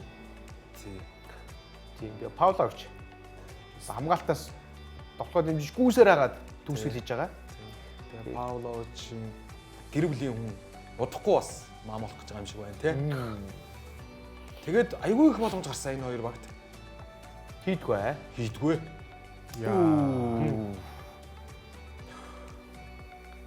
Бүр Ляо бүр яг бүр нүүрэн дээрээс нь цогт шүү бүр. Тэр мөн бистэй сая явах хэрэгтэй. Бүр тэрнээс ч аймаар бас нэг цогтг юм аа. Манай нөгөө нэг хин Инкунку ч бас боломж алдаад л. За энэ дэр Милан бол нэмж хийчихгээл. Тий. Манай Инкунку ч гизэрээ хийх гэж үзээд үтсэн. Тий. Инкунку одоо энэ чи айгүй гоё. Энэ дамжуулт яагаад тэр цаашаа та нүгий гэж бодсон уу эсвэл Ингээд таарч Энэ нүүрэн дээр шүү дээ. энэ багхгүй юу? Тий. Нүүрэн дээрээс цогтг чинь энэ. Ер нь Милан илүүрэлт тоглосон. Энэ Фафана гэдэг товтлогчтой мөн их угаалаа. Юсеф Фон хагас хамгаалагч. Төв яхас баха тий. Төв ягс тий. Монакодсэн. За энэ дээр тургуулийн талбайд тэр хаалт гар хүрсэн. Хоогоороо хаалт хийсэн гээд тэр жил нөгөө нэг Paris Saint-Germain, Manchester United-тай шиг ч юм уу. Кимпембе гар хүрсэн. Тэрийг бодвол доошоо явж байна бас. Ингээд чиж байгаа. Ч тий болоо маань болчихсон. За Гасперини их нь харахгүй. 19 удаагийн цохилтоос Дибала Ромад ирснээс хойш тургуулийн цохилт 19 цохоод анхныхаа алдсан байна. За энэ бол Дибала ер нь сайн цохигчдын нэг л дээ. Рафаэл Ляо саяны тоглолтын дээр цорын ганц голын дамжуулалтыг өгсөн. Сери А лигт сүүлийн 7 удиралд дор хаяж 1 гол оруулж, дор хаяж 1 голын дамжуулалт өгсөн 3 тоглогч байгаа. Нэг нь Рафаэл Ляо, за тэгээд нөгөөх нь Лаутаро Мартинес, нөгөөх нь Пауло Дибала гэсэн энэ 3 Сери Ад бол тасралтгүй тоглож байгаагийнхаа хүчинд ийм амжилтуудыг бүртгүүлсэн. Милан Ромагийн эсрэг 11 тоглолтод хожигдсангүй. 4-чин тойрогт үлгэгдүүлээ. Интер эсрэг Интер нь юунда хожигдохгүй байна. Ромадаа хожигдохгүй гэсэн. Рома ер нь томчуудынхаа эсрэг их таарах үзүүлэлт. Яг энэ жилийнх ингээд тааруул болчлоо л доо. Өмнөх 6 одоо хэдэн удиралч бол угаасаа Рома нэг дийлэхгүй байсан юм л да. Гэхдээ энэ жилийн Рома бол айгүй гоё хөлөө олцсон. Гасперини энэ багийг огт өөр болгоод байгаа шүү дээ. Хамгаалтын нэгт болгож байгаа товтлогыг нь ер нь бол ийм жижигхэн одоо Арсенал болчиход байгаа шүү дээ. Айгүй тийм нэгт хамгаалт. Аталантагаас бол өөр баг харагдаад байгаа тий. Тий шал өөр байгаа. Тэгтээ яг саяны тоглолтод яг хожигдчихлоо. Ер нь бол яг ийм байдлаар ингээд цаашаа яах юм бол Рома амжилтанд хүрнэ гэж харагдахаар л байгаа юм да. Тэгээ саяны тоглолтын дээр Милан очсноор одоо Сери А-ийн хүчнэгтийг одоо тэргүүлэхэд эхэлчихэж байгаа шүү дээ. Тэр ихний дөрөв чинь баг нэг онооны зөрүүтэйсэн. Маш ойрхон байгаа. Ингээд Рома ингээд сүүлийн 5 тойрогт 2 хожигдлоо. 2 хожигдод хоёуланд нэгтгэр хожигдлоо. Тэгэхдээ нөө аврагын төлөв өрсөлдөж хоёр одоо том одоо өрсөлдөгчтэй аль алинд нэг хожигдчихлоо тий. Тэгэхээр Ромаг бол тэнцээ авах боломж бол байл Ромаг юу бол. Тий энэ жил Ромаг бол зинглээ топ 4-т орчиход бол гайхааргүй байгаа. Гайхааргүй. Ер нь 6-7 дээр яваад идэг шүү дээ. Яг топ 4-т орчиход бол гайхааргүй. Энэ жил бол аврагын лиг ирэх болвол авахд бол гайхааргүй. Аврагын лиг ирэхч баг авчихлоо гэж харагдаж шүү. Харин тэгж харагдаад байна. Гэтэл яг нөгөө 6-7 дээр явж байгаа Лацио маань бол энэ жил бас дахил 6-7 дээр л юм шиг байна. Наполи, Интер, Милан, Рома гэсэн дараалалаар ердөө 22, 21, 21, 21 гэсэн оноор хэмжигдсэн. Тавхан 20 оноотой. Тэгээд одоо энэ дээр Ювентус, Лацио нэхэж орж ирнэ, Аталанта орж ирнэ гэхээр Сери А-ыг ерсөлтөө бас гоё. Тийм, тэгээд энэ дуурч нь ороход аюу хэцүү байдаг байсан. За, Наполи, Комо. Энэ Фабригас тэнцээ авсан. Яа, тэгтээ Наполиг торгоож өгсөн. Манай энэ дээр чинь юу яасан шүү дээ. Манай Альвара Мората пенальти авсан шүү дээ. Тэрийг ийдсэн бол баг 3 оноо Очиж байгаа. Тийм.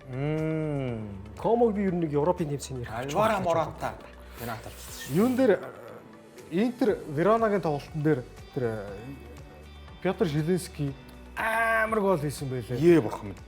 Тэ хараагүй шүү дээ. Булангийн цогцолтоос тэр жил нэг Робин Манчестер Юнайтед эсрэг тоглолтын дээр булангаас шууд хаяад онголгүй шууд солоогоор тэгдэг. Өө тэр нөгөө тэрнээс амар гол. Булангаас тэр ирж байгаа бөмбөг зав юм залуурт пуужин шиг ирж байгаа. Залуурт бууж. Тэр чинь бас нэг торгуулийн ингээд талбай. нүдэнд харагдаж байгаа юм шиг ингээд юм хөдөлгөөн нь ингээд бүр ингээд нэг юм зогссон юм шиг. Тэгээд эрэхтэн тэрийг шууд газар буулгахгүй хаалгаар үзсэн. Тэг ингээд дотроо бас подиум ордог шүү дээ Робиныхон. Тэр өстө амар гол. Шууд дотроо згсэн. Тэрийг би харин юмаа бэлтгэснийхаа дараа л гоолыг харчихлаа л да. Сая тэгээд Креминозе Ювентустэйсэн тоглолтын дээр Варди гол хийсэн. Варди гол ихтэй хичээл зааж илээ шүү. Хамгаалагчийг нэг дилсэж унгаагаад нөгөө хамгаалагч нь мүлхөөд өнөөс нь манай уу яг удаа гарч ирээд хамгаалагч гүйцэд ирж байгаа. Удаан болчихжоос. Мөргөж унгаах нөгөөд мүлхөөд босч ирээд Варди гүйцэд ирсэн чинь хаалганы хаалгачийн хажуу хөлнийх нь хажуугаар өнгөрүүлээд гол хийчихэж байна. За тэр хамгаалагч хаалгач нар үнэхээр том хичээл хийсэн. Тэр нэр бас гоолцсон шүү дээ. Шигсэн ш. Бас нэг юм бильярдн дээр нэг юм шаарга маллан залтна гэж нэг байдаг те. Ухаан мал нь тий. Ухаан мал яан ч үлээ. Ингээл эргэлдүүлээ айл энэ тэр нэг тийм хурдтай биш ингээд эргэлдэж очиод дүг гэд унж мунаал энэ тэр нэг лаг тоглодог моголдог хүмүүс байдаг шүү дээ тий. Яг тэрэн шиг явдаг тий бөмбөг нь. Энийхөө Одоо энэ Зеленский рүү ирж байгаа дамжуул тий. тий. Бүр юм эргэлдүүлээд заяа. тий супер. Гой техник шүү тий. Манай геометрийн багш хараад бүр алгадаш баг гол орсон доо нэрээ. Би бүр ингээд ухаалтсан. Бөмбөгний баг хөдөлгөөн нь удаашрч байгаа маяг шин. Тэр нэр мушкаш баг ингээд эргэлдээд яхаараа ингээд урагшаа туулах зам нь удаашрч тийм байна. Сингл бас хараагүй болтой юм шиг байна. Би өчтөр би орой энэ тоглолт нэр юу болсон ингээ харсч амар гол орсон. За Спаний ла лиг өнгөтөр ярьлаа шүү сая тий. Өөрснөө орж үзээрэй. Арай хэтрүүлсэн байж магадгүй уучлаарай. YouTube дээр байгаа. Спаний ла лиг сая 11-р тойргийн тоглолтууд болж өндөрлсөн. За тэгсэн энэ тойрогт бол Гоцгоод юм болоогүй. Босон шүү дээ. Юу боллоо? Манай Винисиус пенальт алдсан. Оо тэр ёс штэ хаа. Одоо тэгээ Мбаппе ч байсан алдсан, Винисиус ч байсан алдсан. Гэхдээ дөрөвдгийн харьцаатай Валенсиаг хоцсон. Нөгөө талдаа Барселона 3-1-ээр Элчиг хоцсон. Шинэ Villarreal чинь одоо одгийн бэлгүүд хоёроос асууя л да. Rayo Vallecano ингээд шууд 4 тэгдэж мэгдээд л хайчих юм. Rayo ч одоо ингэж 3-4-өр хийгээд тах шүү дээ. Rayo ч ингэж 4 тэгдүүлдэг баг юм уу? Тэг уг нь хамгаалт сайн л байна. Одоо манай нэг Андони Равлагийн суулгасан суурь уг нь байгаа л. Харин тий. Уяа багуудын нэг шүү дээ. Гайхаадах юм. Нөгөө шар шамбөгч чи өөрөөсөө бас нэг жоохон дээгүүр санаатай. Тэр нэг Томас Парти энтрийг авцсан хагас тэр толгоон дээр ч юм бас гой гараад байлээ. Тэ Атлетико Мадрид Севиаг бас ингэчих юм. Villarreal ч өөрөөсөө Атлетикогоос оноо илүү 3 топ 4-т явж байна. Тийм байна. 3-т явж байна. Тий. Атлетико 4-т явчихсан. Тэгээд Sociedad Bilbao хожих юм аа. Маскин дээр биш үү те. За, сарсан баг баханууд бол Реал Мадрид 4 тэгдүүлж байгаамаа. За, тэгээд тэр доогуур өөр бол за Барселона бол бас гой хожил авчиж байгаа юм л да. Тэ? Эрт хийсэн л те хоёрыг. Тэ. Тэгээд манай Яммал маань бэлтээс ирээд тоглолтод оролцоод тэр гол моолыг бол айгүй гоё тийм хаалга маалга бол маш том харагдаж байна Яммалд тий. Асуудалгүй голдж байна. Rashford хийсэн байна. Rashford сүүлийн гол хийсэн тий. Тий. Лева Олмо явуулсан бэртлээс эргэж ирсэн. Нэг-нэгээр явуулсан ирж л. За манай Rashford ч бас гангаан тийм аа. Гол толгонд явуулсан голд оролцоо л яваад байна тий. Тэгэл ерөөсөө Rashford би ч одоо бас Rashford, Griezmann энтрийн фэн штэ салаах малах юм. Тэгээд манай Rashford-ийг би чи яг Манчестер Юнайтед байхад та хэдэж ерөөсөө зүгээр юу бүгд л одоо элдвэр хэлэх гээл би тэгэл заа байлбал дараагийнх нь гэлдэгдэг байгаагүй юу? Хэр халдаачих гал. За хэдүүлээ завсарлаа. Завсарлаад орж ирэхдээ Английн лигийн цомын тоглолтууд өнгөрсөн лоонд болсон. Хэдүүлээ хуваар нь ер нь ямар багууд хоорондоо ямар үр дүнгууд гарваа гэдгийг ярих болно. Аврагуудын лигийн 7 хоногт байгаа аврагуудын лигийн хуваар, Европа лигийн хуваар мэдээж Young Talent болон хүлээж байгаа гэдгийг дуулахад таатай байна. Нэвтрүүлгийн ерөнхий ивент тэтгэгч WooHome, нэвтрүүлгийн ивент тэтгэгч Skytel, нэвтрүүлгийн алтан ивент тэтгэгч Tiger брэнд ажиллаж байна. Хэсэг хугацаанд завсарлаад 3 дугаар хэсгээр болсон.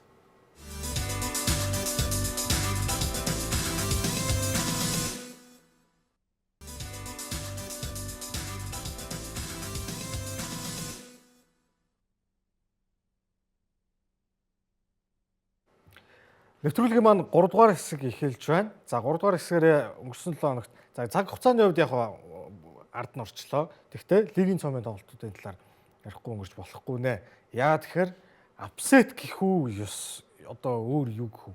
Ливерпул Кристал Паласын тоглолтын тойрног хэдүүлээ. Үзье. 7 хоногийн дундуур болсон нөгөө лигийн цом буюу Карабао цомын тэмцээн болсон нэрээ тий. За энэ үед бол Ливерпул нөгөө хожигдсон цуврал нь үргэлжилж байсан. Дундуураа нэг хожигдоо шүү дээ нөгөө Франкфуртыг очсон хожигдоо. Тий. Заавчлаарай. Дотооддоо бол Дотооддоо тий нэг хожигдоод байгаа. Премьер лигтээ хожил аваагүй Премьер байсан. лигтээ 4 дараалал хожигдсон. Йоо. Саар хизээ. Тэгээд одоо Ливерпулийн эсрэг гэхээр Саар ерөөсөө Ливерпулийн эсрэг ерөөсөө тий Хизээ. Энэ хараа. тий Амар гоё комбинац авч байгаа. Супер. Ливерпултэй тоглоно гэхээр л ерөөсөө ингээд робот бол гараад ирд юм уу. Ливерпул төр чинь энэ дээр гараа нь яалаа. Тий. Зарим нь бас суулгасан баг те. Палас бол ер нь баг үндсэн шахуу бүрэлдэхүүн юм байл шүү. Гэтэ Саар ингээд өөр бусад баг дээр бас ингэж гаргаж байгаа харагдахгүй юм тий. Сая Тийм байлээ. нөгөө 100 нөгөө Ливерпултэй тоглоход л Саар голдоод эхэлсэн. Нөгөө Ливерпулийн рекордыг Саар л зогсоож ирсэн. Тэгээ энэ тоглолтын дээр бас Саар л ингээд хахаар бас хүний ирэхгүй бас тэгж бодогдох юм биш. Одоо Ливерпулийнхээ ер нь үзэхээ байсан баха. Энэ тоглогч шиг. Смайля Саар. Хар тарсан зүуд нь боллоо шүү. За Ереми Пино тоглолтын төгсгөлийг ингэж. За энэ нөгөө Испаниас ирсэн даа. Вириалас ирсэн. Вириалас. Яг тааланд үзтээ. Тий. Санаа буруу санаагүй. Лигт покер хийжсэн хөрштэй байчихсан. Яа ингээд Оле Гласнер аргалаад ах юм аа. 10 слотыг тий. 2025 онд 4 тоглолоо. Дөрүүлэнд нь Палас хожигдсонгүй. 2 тэнцээд 2 хожигдсон. 3 өөр тэмцээнд хожиж үзүүлсэн шүү дээ. Тэглээ. Харин тэглээ. Нөгөө Community Shield. Тэгээ Премьер лиг. Премьер Лигийн цом. лигийн цом. Өнгөрсөн жил байна. Өнгөрсөн Одоо жил эфи цом тарах дутуу байна да. тийм байна те. Тэгэхээр цом таарахгүй хаа зүрх байл тий. Уу яг үгүй таарч. Нэг сар суглаа шүү дээ одоо. А энэ Карабао гэж чинь одоо шүгийн 8 үлдчихэд байгаа юм уу? 8 үлдчихлээ. 8 үлдсэн одоо. Шүгийн 8 үлдсэн. Юу юм бэ? Ливерпул дотоодын цомдоо өөрсдийнхөө талбай дээрээ 3-3 гол алдаж хожигдсон тохиолдол Болтон Wanderers клубт FA цомын хүрээнд тэртех 1934 онд тохиож байж. Тэрнээс хойш баг 90 хэдэн жилийн дараа анх удаага Anfield-д хожино гэдэг бол бас л ховор шүү дээ. А Тэгтэл энэ зөвхөн Anfield-д юм уу? зөвхөн Anfield-д цомын хүрээнд. Anfield-д цомын хүрээнд 3-ыг хийж 3-ыг алдна гэдэг бол. тий 3-ыг алдаад хожигдоод дууссан тохиолдол 34 онд байжээ. За хэдүүлээ Исмаила Саар тэгсэн тэр жил ингэсэн гээл яриад идэг. Ерөөсөө Исмаила Саарыг бэлтэж байгаагүй юм байна. Ингээд бодохоор Исмаила Саар Ливерпулийн эсрэг яаж тоглолт юм бэ гэдэг хэдүүлээ. Харъя. 19 онд Watford-д байхдаа тоглож эхэлсэн. Тэр 2 сарын 29 гэдэг бол нөгөө Ливерпулийн хожигдоогүй байсан цувралыг зогсоодог тоглолт. Хоёрыг хийгээд за тэгээд ер нь Саар гол хийвэл хожигддгүй байна гэх юм. Ийхгүй бол хожигчдээ байна. За пас дээрээ 5 тоглолцлоо. 5 гол. 5 гол орууллаа. Янз юм.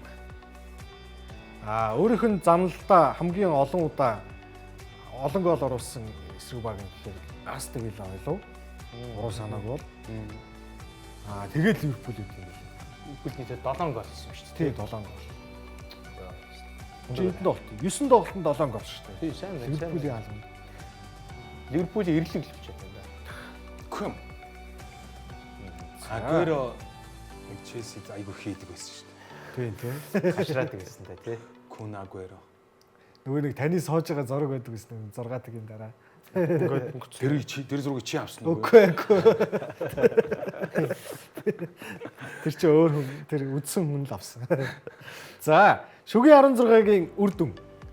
Буюу за ямар богоч шалгасан. За нөгөө Нөгөө Grimsby чи нэг Brentford тэ хөрсөн дээрээ буусан байна. тэ Grimsby гэдэг чи одоо Manchester United-ыг хожичоод байсан. Brentford дүүн очоод Энэ Фулэм тэгээ яасан. Фулэм хожицсан байсан. Би торгуулийн зөвлөлт. Тий. Хожоод шүгүүн нанд үлдсэн Фулэм. за тэгээд Arsenal байна том багуудаас Manchester City байна. Wolves-ийг Chelsea энэ дээр харин Gittins чи их гоё гол оруулсан шүү. Тэ. Тэ. За энэ чи Tottenham бас хожигдчихж байгаа Newcastle-д. Тэ. За тэгээд Тоттенхэм ингээд энэ л 2 очигдчихлаа. Тэгээд бусад багуудын суглагын таад мэдж байна уу? Би л Челсигийнхаа суглааг харсан Cardiff City Юу яасан? Cardiff-тай. Би байна, надад байна. Арсенал, Crystal Palace-тай, Cardiff, Chelsea-тэй, Manchester City, Brentford-тай, Newcastle, Fulham-тэй юм байна. Тэгээд яг Cardiff-т нөгөө Premier League-т Cardiff-ийг дээш ер нь Соломон гэдэг нэг давтагч байт юм байлээ. Тэр давтлагч Манор Соломон гэдэг. тий тэгээд дээш нөгөө Premier League руу орж ирээд ерөөсө амьдралдаа нэг 2-2 гол оруулсан юм уу да. Тэр нь Челсиг эсрэг оруулсан байдаг гэж шүү. Тоотыг иймээс өнгөрсөн өдрөл зээлээр доор тоглолцсон. Тий. Тэгээд Palace Arsenal дээр нэг хуурийн асуудал гарсан гинэ. Тий. Одоо энэ саяны шүгэний 8 тоглолтууд ч юм болохоор 12 сарын 15-наас юу гэдэг нэг 17-ны хооронд болох юм байна тий. Тэгсэн чинь яг тэр 7 хоногт нь Crystal Palace конференц лигтэй болж таарад Арсенал болохоор Европын тэмцээн байхгүй. Тэгсэн чинь нэг Palace-ийн конференц лигтэй ялцчгүй давхартах гад Palace бүр ингээд 8 хоногийн дотор 4 тоглох болчиход гинэ. Тэгсэн чинь тэрийг 12 сарын 23-нд болгочих. За. Тэгсэн чинь Palace Arsenal 21-ний өдөр Премьер лигийн тоглолттой. Дунд нь ганцхан өдөр амархаас өөр ямар ч юм байхгүй. Тий. Тэрс та гачин юм бас ил. Тий, энэ Өөр гэхдээ зай байхгүй юм байна. Одоо энэ нөгөө нэг боксинг дээр эхэлж чинь. Тий. Тэнгүүт нөгөө нэг боксинг дээр 26-ны тоглолт байгаа шүү дээ. Тий. Тэгэхээр бол Арсенал Crystal Palace-ын дээр 23-ны тоглолт болов сайхан одоо нөгөө хүүхдүүдийн тоглолт болно л гэсэн үг. 21-нд тоглолцоод 22-нд амарлаа 23-нд нь дахиад тоглолт. Тэгээ 26-нд тоглоно, 29-нд тоглоно, шинэ жилээр тоглоно. Тэгнь. Энэ нэг 14 хоногт хэд 6 тоглоод байна. Тэр юу нөгөө FIFA-гийн 72 цаг маань юу? Тийм 72 тийм тэгээд тэр чинь нэг 54 5 цагийн л цайтай юм бэл. Харин би тэр яг ингээд юуны Sky Sports ингээд өрцсөн байсан дээ тоглолтын хуваар. Тэр бүр амар харагдчихсан. Гэхдээ өөр зай байхгүй юм бэлээ яалтчих. Тэр наан л татахгүй бол. Наан татъя гэсэн ч бас зай байхгүй. Нөгөө 10 дэлхийн тоглолт. Тэгээд тэр чинь нөгөө шүгээн 4-ийн тоглолт нь бүр 1 сарын 10-аар болох юм бэл шүү. Тий, нөгөө нэг сард чинь бас нөгөө 2 тоглолчдөө шүү дээ. Хагшээгээд. Тий. Хагшээгээд нэг 2 сарын 20-доор финал байна шүү дээ. Яг нөгөө конференц лигмиг тоглож байгаа багтаа таарчгаал Харин конференц лигийн биш баг байсан бол асуудал. Тийм бай, тийм бай. Одоо City-гийн өрсөлдөгч Brentford бол тийм байхгүй. Cardiff тийм байхгүй. Нөгөө гурван тоглолт нь ямар ч асуудалгүй болно. Яг энэ тоглолт л гэж. Chelsea байхгүй. Харин Cardiff тийм байхгүй. За, ёс нэр тэрийг яах гэж марцсан байх шүү. Аврагуудын лигийн 7 хоногд байгаа. Аврагуудын лигийн хуваарь хэдүүлээ хамтдаа харцгаая. Өнөө шөнийн тоглолтуудаас 2-2 юун гэртээ 2 зурагтай байлээ те. Шинэ хоёрыг одоо нэг нь ядаж маргааш байж болоогүй юу? Харин тийм ээ. Одоо ингээд сууг эргүүлэх ажиллагтай болчихлоо. Дөрөвчин тойрог үлээ. 2 том тоглолт нэг өдөр байгаа. Дараагийн өдөр Paris Saint-Germain, Bayern, Liverpool, Real Madrid гэдэг тоглолт яг нэг дор болоод байгаа гэл та хэд одоо яана гэдэг байгаа Яана. тий. За.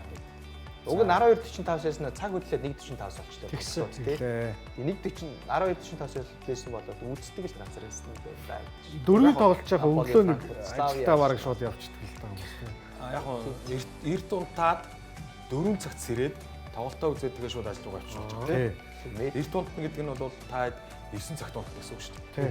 3 цаг байснаас бараг 4 цагийн дээр юм бэл. 3 чи яг 2 юм. 9 цагт яг 4 цаг сэрүүлгээ тавиад 9 цагт унтчих жоох. За энэ шөнө бол ерөөсөө зурагтны араас бас албагүй. Наполи, Арсенал эхлээд тоглож байна гэдэг бол гоё тоглолтууд ихний шөнө байгаа юм байна. Бенфика, Ливеркузен, Юлман, Азербайжанд Челси очноо. Маргааш шүн тий. Тэгээд Брюгегийн талбайд Барселона очно. Брюге бол айгуу тийм шазууртай хэгжүүн баг Багцгүй баг. тий. Ямар ч том багийн өдөөс саргунаад байдаг. За City Dortmund. Энэ бол одоо бас гоё тоглолт байх уу? Болно үстэй. Болно тий. Dortmund эсрүүл үзүүлнэ үстэй. Үзүүлнэ. Тий. За тэгээд одоо Bilbao, Newcastle, Benfica, Leverkusen, Marseille Atalanta одоо харин жижигхэндээ. Фижигэн гэхээр манай Марселийн зарим хүмүүс гэмтэлтэй байгаа. Тийм үү. За ингэ. Гэтэ Марсел ер нь гэмтэлтэй байсан ч фижигэн нэ. Диското баг штэ. Тийм. Өчтэй. За энэ Чигас Bilbao-г тоглолно нэ. хоёр шөнө бол хоёулаа л гой тоглолтууд гой уучраанууд байгаа юм байна шүү. Карабах Челси чинь бас нэг аврагуудын лигт тэрж нэг хэсэгт орж ирсэн шүү. Орлоггүй яах вэ? Тэ?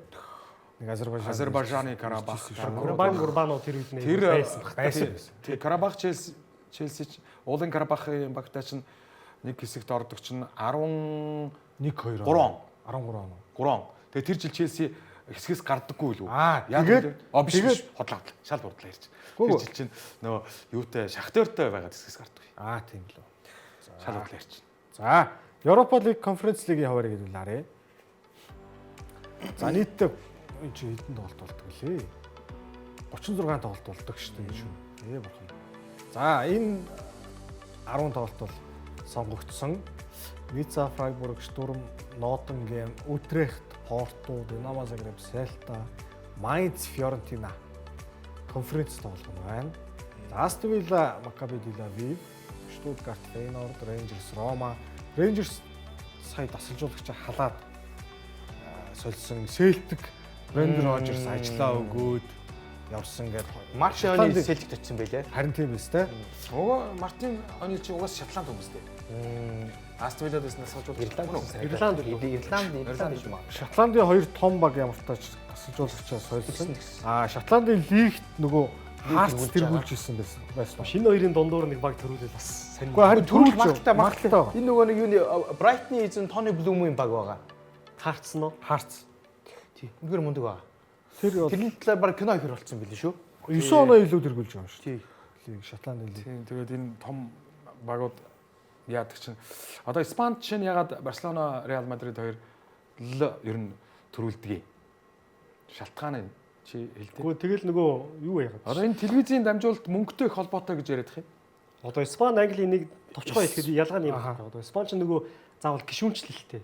Хин нэгэн арабын багийн худалдаж авах боломжгүй. Одоо топ багуудын ялангуяа. Одоо ер нь дундаж багууд нь ч гэсэн нөгөө гишүүнчлэлтэй. Тэгээ тэр дундаасаа сонгуул явуулж багийнхаа ерөнхийлөгчийг сонгодог. Англид бол яг цэвэр нөгөө бизнесийн зарчмаар явж байгаа болохоор телевизийн шууд дамжуулалтыг юу яадаггүй гэдэг шүү дээ. Бусад багуудтайгаа хуваахгүй. Одоо Барселонагийн тоглолтыг үзсэн тэр нарийн жоохон тэгш болсон гэдэг те. Тэр одоо дэлхийд даяар ойлсон жоох өөр мөнгө төлөөд үзэж байгаа шүү дээ.